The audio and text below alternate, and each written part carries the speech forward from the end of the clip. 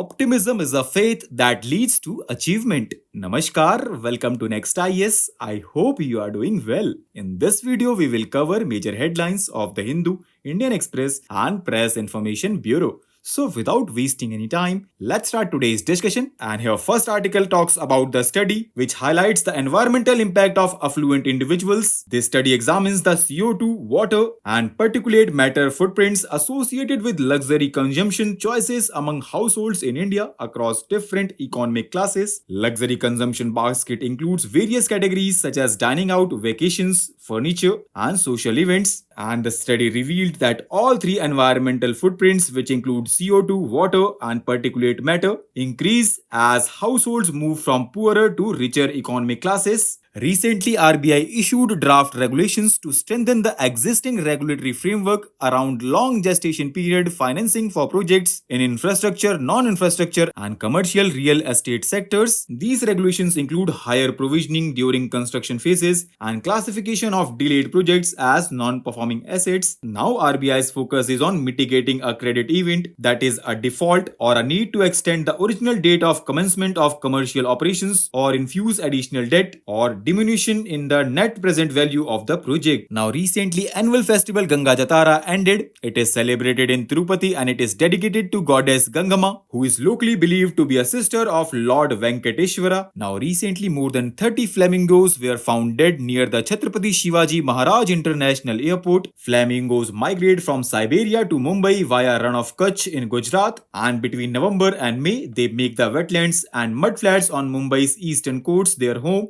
and feed on algae and small organisms. Now, recently, Supreme Court dismissed multiple petitions seeking a review of Article 370 judgment. The Supreme Court upheld the abrogation of Article 370 judgment in November 2023. Supreme Court held that Article 370 of the Constitution was a temporary provision and President has the power to revoke it. Now, recently, Global Land Outlook thematic report on rangelands and pastoralists was released by UN Convention on Combating Desertification, and according to this report, almost half of the world's rangelands are degraded due to climate change, population growth, land use change, and growing farmlands. Now, what are rangelands? So, friends, it consists mostly of the natural grasslands used by livestock and wild animals to graze and forage. These include savannas, shrublands, wetlands, tundra, and deserts. These lands constitute 50% of all land cover, account for 1/6 of the global food production, and represent nearly 1/3 of the planet's carbon reservoir. These rangelands are an important ecosystem to fight against climate change as they act as carbon sinks and prevent soil erosion, land degradation, and desertification. Next article focuses upon Copernicus Emergency Management System, which was recently activated to locate Iranian president's helicopter. Talking about Copernicus, it is the Earth observation component of the European Union space program, which provides accurate, timely, and easily accessible information to improve the management of the environment, understand and mitigate effects of the climate change, and ensures civil security. It gets data from contributing missions and in situ or non-space sources such as ground stations. This initiative is headed by European Commission in partnership with the European Space Agency. Now, recently, Ministry of Education